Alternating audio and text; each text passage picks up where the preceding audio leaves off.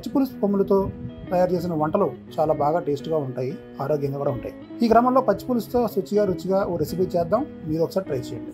పచ్చిపసుపు సంబంధించి పులుసుకి చాలా మంచి వెరైటీ ఇది. ఈ వెరైటీలోనే పచ్చిపసుపు కొమ్ములు 5, అలాగే ఇవి ముక్కలుగా చేసుకొని పక్కన పెట్టుకోవాలి. అల్లం 4 ముక్కలు, ఉల్లిపాయలు 3, వెల్లుల్లి రెబ్బలు, కాసిన పచ్చిమిర్చి, చింతపండు, జీలకర్ర, వాము, మినపప్పు, కరివేపాకు, బెల్లం, నూనె ఈ పదార్థాలు రెడీ చేసుకోండి. చింతపండు జ్యూస్ తీసుకోవడం నానబెట్టాలి. ఆ తర్వాత చింతపండు రెడీ చేసి పక్కన పెట్టుకోవాలి. పచ్చి పులుసు, అల్లం కలిపి మిక్సీ చేసుకోవాలి. ఇవి పక్కన పెట్టి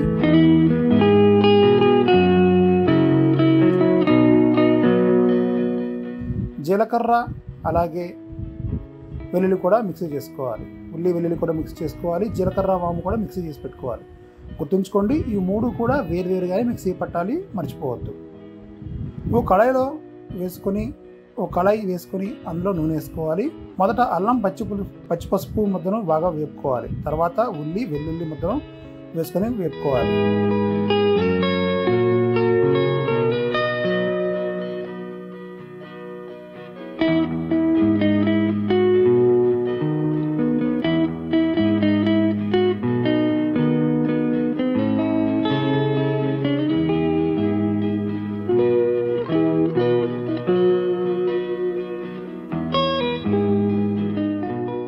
తర్వాత జీలకర్ర, వాము మొత్తం వేసుకోవాలి. ఈ 3 చక్కగా కలిసిపోయి పచ్చివాసన పోయేదాకా వేయించుకోవాలి.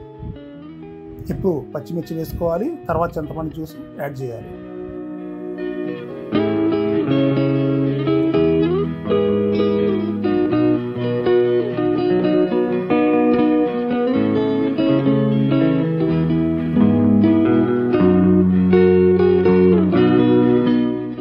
ఓ 10 నిమిషాల పాటు బాగా మగ్గనివ్వండి. అలా మగ్గిన తర్వాత చక్కటి వాసన వస్తుంది.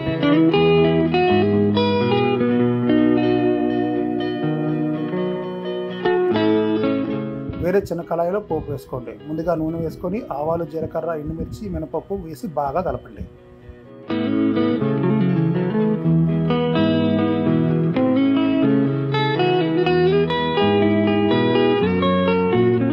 ఇవి బాగా కలిపిన తర్వాత కరివేపాకు రెమ్మలు వేయండి.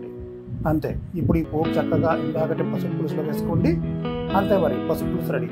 చలికాలంలో ఇది అన్ని రకాల వైరస్కి, ఫ్లూలకు మంచిగా దివ్యౌషధంగా పనిచేస్తుందని అంటారు.